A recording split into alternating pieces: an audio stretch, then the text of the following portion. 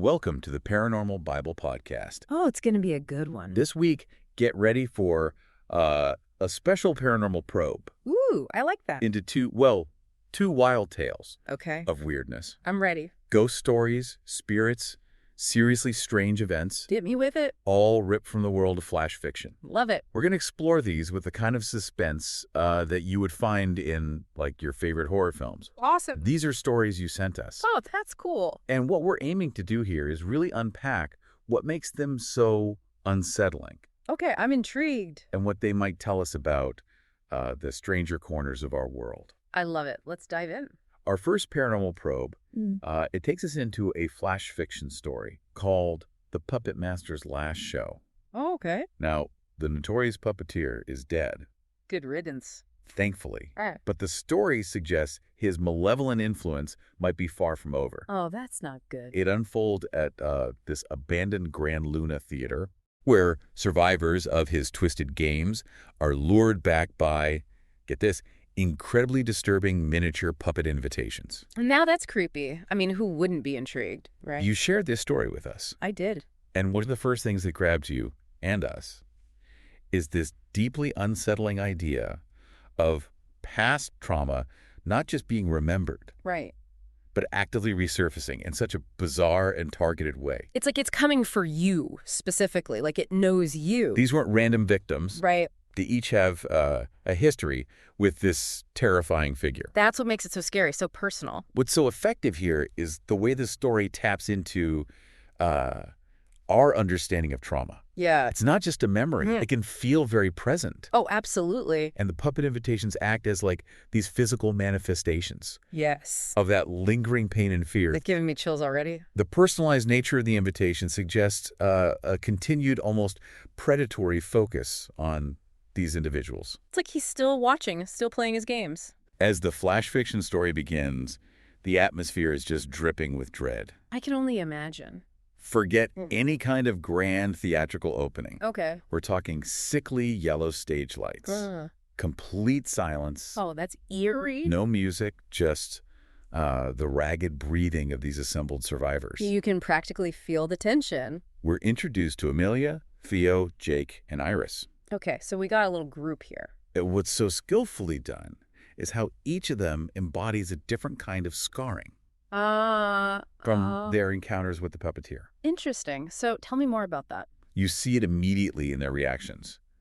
Amelia with this really grim, almost determined purpose. Okay. Theo with his hard-edged cynicism, like he's seen too much. Understandable. And young Iris clinging to this fragile hope. Oh, bless her heart. It immediately sets the stage for a really complex and potentially volatile group dynamic. Right, right. Each one brings their own baggage, their own trauma. How could it not be volatile? Each character's reaction serves as a subtle clue, I like that. Yeah. hinting at the specific nature of their past torment. A little psychological mystery there. The author uses these initial moments to establish a sense of unease Right. and to suggest a shared history of profound suffering, Yeah. without explicitly detailing every past event. Leaves us hanging a bit, doesn't it? This allows our imaginations to fill in the blanks, Yeah. often making it even more unsettling. For sure, for sure. It's like we know something terrible happened, but we don't know exactly what. That's terrifying. Then the show begins, Okay. and it's anything but your typical performance. I bet. There's no grand flourish, Mhm. no rising curtain, just this really subtle shift in the shadows. Oh, that's spooky. Like something's lurking in the darkness. Like something is moving just beyond the edge of your vision. Right. Like you can't quite see it, but you know it's there. And then it culminates in the appearance of this truly disturbing puppet-headed figure, A puppet-headed figure. Okay, that's just weird. manipulating a marionette that eerily mirrors one of the attendees, Wait, what? A marionette that looks like one of them? a guy named Benji. Oh, no. That's bad news for Benji. This isn't just some creepy entertainment. It sounds like a threat. It feels like a direct continuation of the puppeteer's twisted control, Like he's reaching out from beyond the grave. almost as if he's pulling the strings from beyond the grave. This is getting really creepy. It makes you wonder about the nature of his power. Yeah, like what was this guy all about?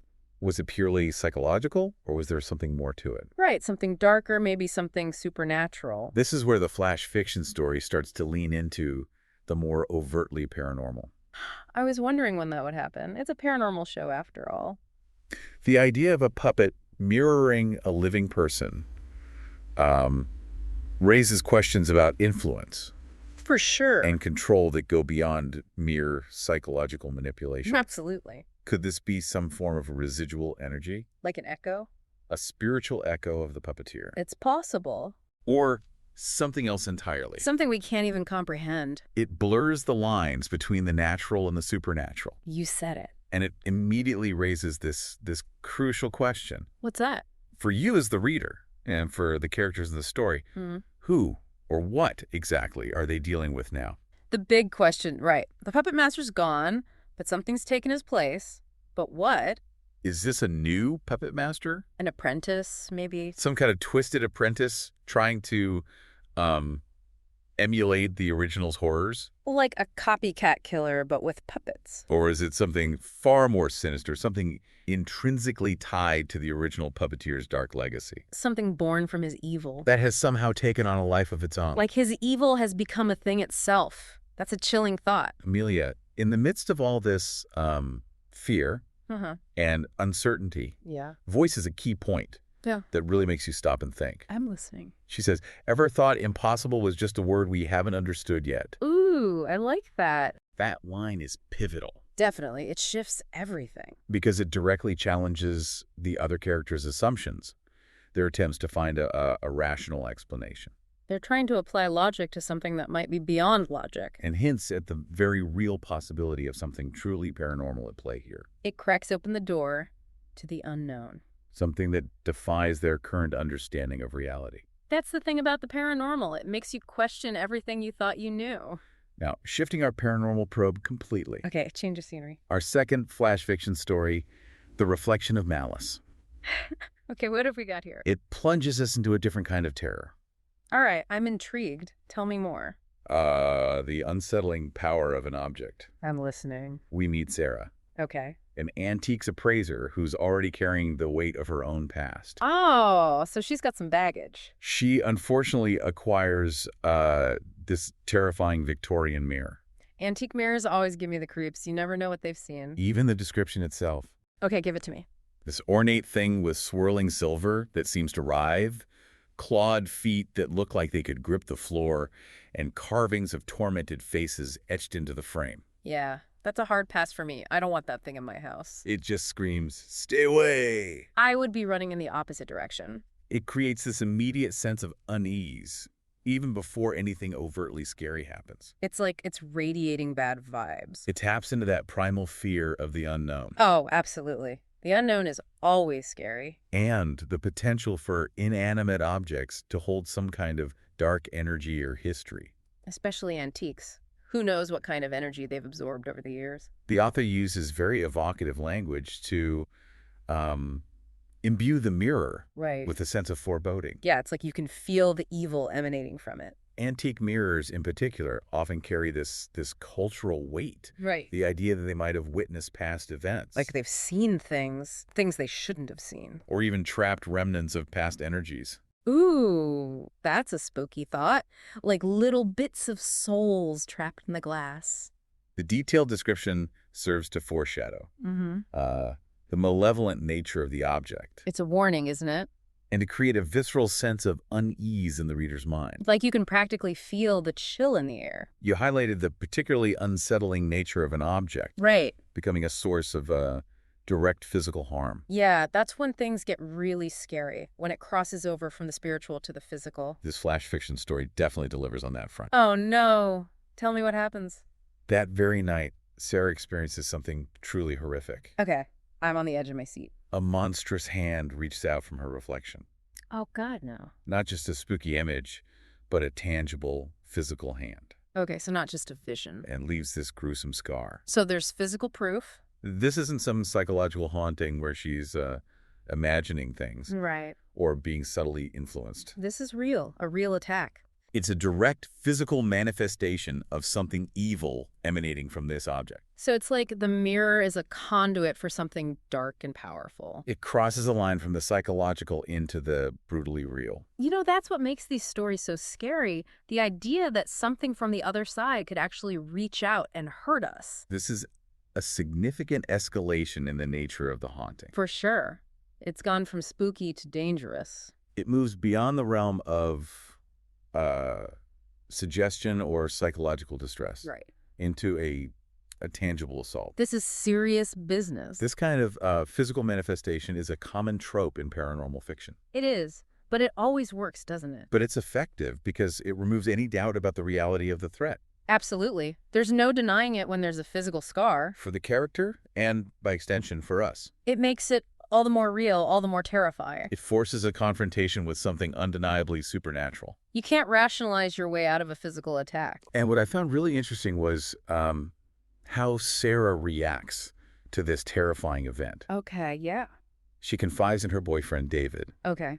whose skepticism provides this really important grounded counterpoint to the increasingly bizarre events she's experiencing. So he's the voice of reason, trying to find a logical explanation. He offers logical explanations. Right. Tries to reassure her that it was a bad dream. Yeah. Or she imagined it. That's what I would do. Try to find a way to explain it away. Yet, the undeniable reality of that physical scar forces Sarah herself to confront the impossible. There's no denying it when you can see it. There's simply no rational explanation for a physical wound appearing like that. Exactly. David's skepticism mirrors what many of us would feel in that situation. Totally. I mean, who wants to believe that a mirror can reach out and hurt you?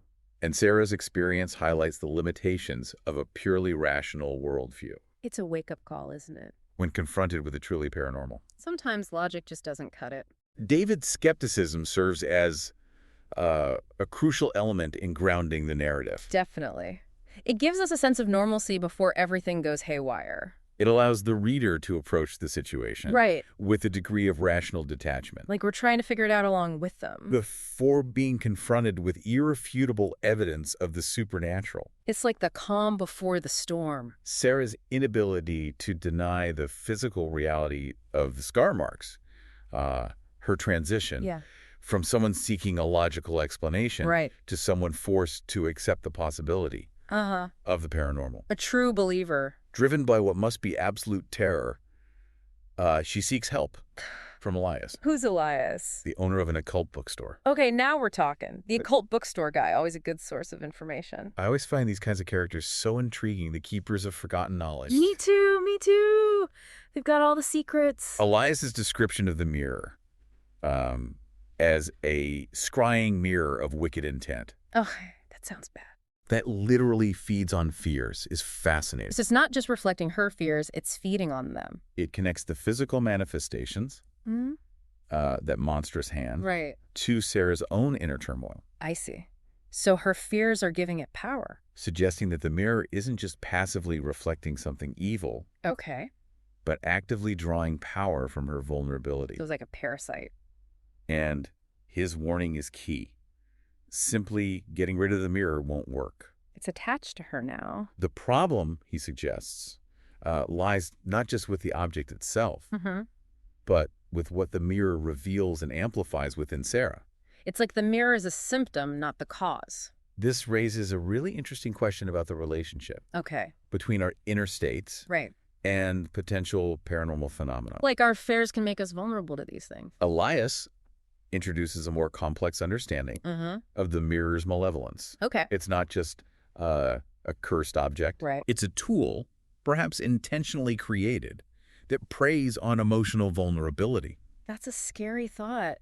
Someone made this thing to feed on people's fears. The idea that it feeds on fears suggests a parasitic relationship. Yes. Where Sarah's anxieties become the fuel for its power. It's growing stronger because of her fear. His warning highlights a key concept in many paranormal beliefs. What's that? That simply removing a cursed object might not solve the problem. You have to deal with the root of the problem. If the underlying issues or attachments remain. It's like cutting off a branch but leaving the roots intact. It'll just grow back. So let's loop back to the Puppet Master's last show for a moment. Okay, back at the puppets. we were left with this really chilling mystery. Who or what is behind this new puppet show? The big question. And the flash fiction story takes an even darker turn. Oh, no. When the survivors, driven by a need for answers, Right? discover the puppeteer's hidden workshop. Okay, so they're going deeper into the lion's den. This isn't just some dusty storage room Okay. filled with old props. Yeah. It's a disturbing space. Yeah. Filled with grotesque puppets. Even more puppets. Even more unsettling and lifelike than what they'd already witnessed. Oh, God. That's just creepy. And these unsettling books detailing what appears to be some kind of dark ritual. Oh, no. So this guy was into some serious dark stuff. This discovery really amplifies the sense that the puppeteer's evil Right. wasn't just random acts of cruelty, Uh-huh. but something more deliberate, Like he had a plan, a purpose. and perhaps even a cult. It makes it even more disturbing knowing there was a method to his madness. The discovery of the workshop provides a crucial insight Okay. into the puppeteer's methods and intentions. It's a glimpse into his twisted mind. The presence of grotesque puppets Right. and ritualistic texts suggests a level of premeditation It wasn't random. It was all part of something bigger. and a potential connection to darker practices. Yeah. Beyond simple manipulation. He was dabbling in something dangerous. It hints at a possible attempt to harness or channel some kind of negative energy or entity. It's like he was trying to tap into something evil, something beyond our understanding. Raising the stakes considerably. Oh, yeah. The stakes just went way up. And it gets even creepier. I don't know if I can handle any creepier. This interrupted ritual, Okay. hinted at in the books, Right. the fact that the puppets themselves seem to become animated, moving on their own, Wait, hold on. The puppets are moving on their own. and then the sudden, unexplained disappearance of this new puppet master So he's gone, vanished without a trace. leave you with this really profound and lingering sense of unease. It's like the story isn't over yet, like something's still out there, It's like the threat hasn't been fully dealt with, just temporarily gone dormant. waiting to strike again. And that final image the flash fiction story gives us. Yeah, what is it? A seemingly lifeless puppet just twitching a finger. Oh, that's a nightmare. Just a little twitch. It's the little things that get you. What does that single tiny movement imply about the true nature of the puppeteer's power It's like a little reminder that his evil is still out there. and its potential for ongoing, perhaps even independent influence? So even though he's gone, his power could live on. Could he have somehow transferred his consciousness or created something that can operate without him? Like he infused his essence into the puppets or something. That final twitch is a masterful touch of ambiguity and terror. It's a perfect ending. Leaves you with a lingering sense of dread. It suggests that the malevolent force unleashed might not be entirely dependent on a human agent. Like it's taken on a life of its own. It opens up the terrifying possibility that the puppeteer's influence, Right. or whatever dark entity he may have been connected to, might have found a way to persist within the puppets themselves, So the puppets are like vessels for his evil. blurring the line between inanimate object and something imbued with a sinister form of life. That's just wrong.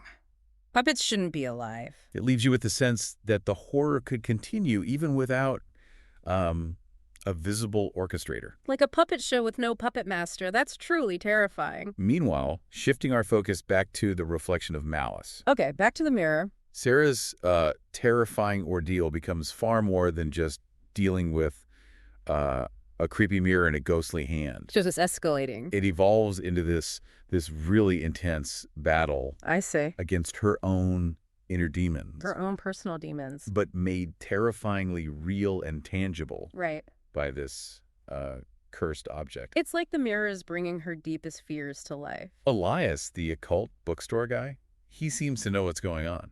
highlighting this really important idea that true power, the way to overcome this kind of malevolence, Okay. often lies in actually facing our fears, Not running away from them. understanding their roots and not trying to run away and hide from them. That's easier said than done. It's a powerful metaphor for dealing with our own internal struggles as well. Definitely. We all have our own demons to face. Elias's role here is pivotal in shifting the focus Okay. from an external threat Uh-huh. to an internal struggle. So it's not just about the mirror anymore. His advice aligns with psychological principles of confronting anxieties and traumas. Right. But within the context of the paranormal, it suggests a deeper connection between Sarah's emotional state and the mirror's power. Like her emotional state is giving the mirror power. It implies that by confronting her fears, she can somehow diminish the mirror's influence over her. So it's like a battle for her soul, in a way.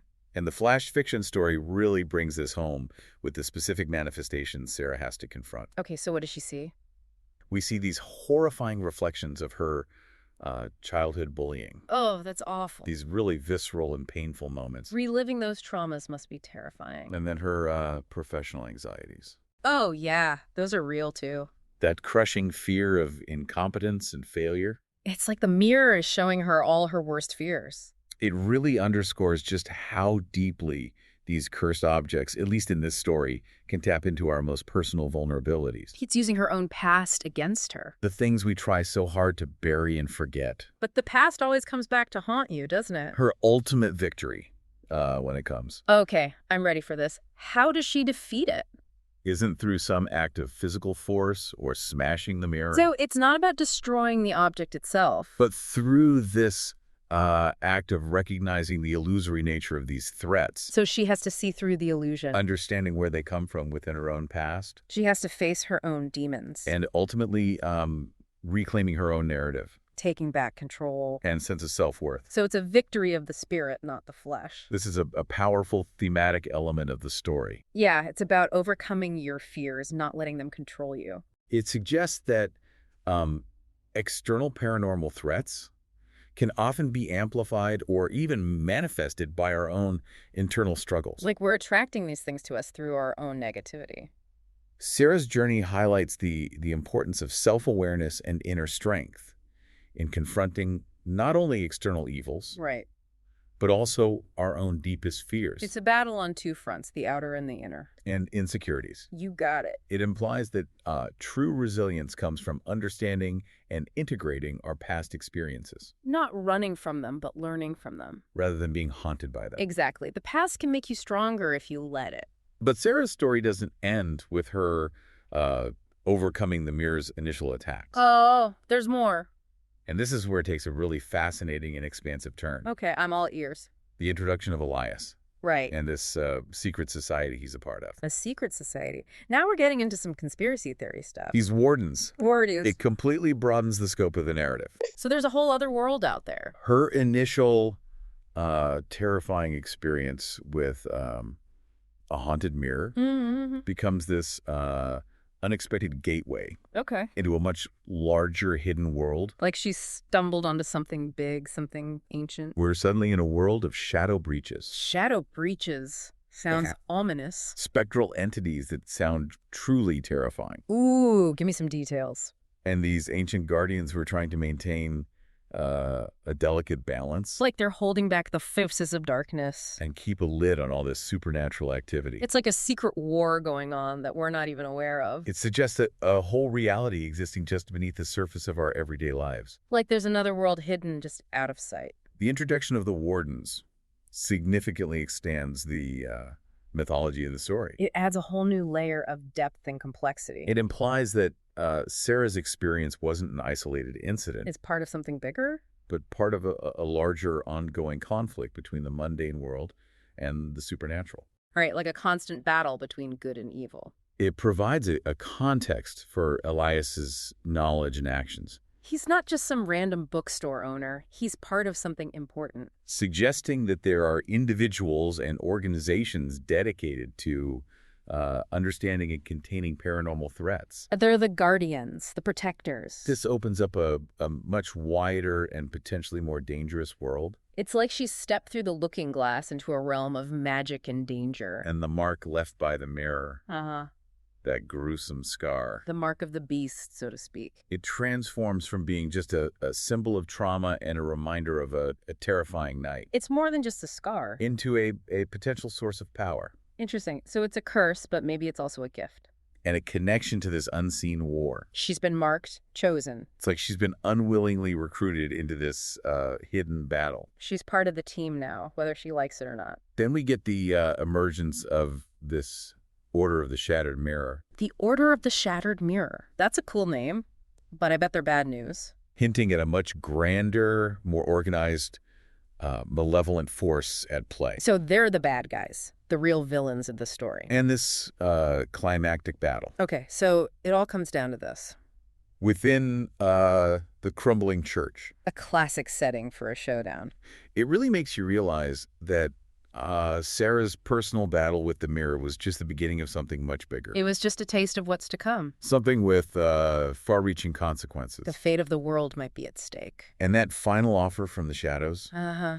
that temptation to succumb to the darkness. It's the ultimate test, isn't it? And her defiant rejection of it She chooses the light. really underscores the ongoing nature of this struggle. The battle never ends. And the immense importance of inner strength when facing overwhelming, even cosmic darkness.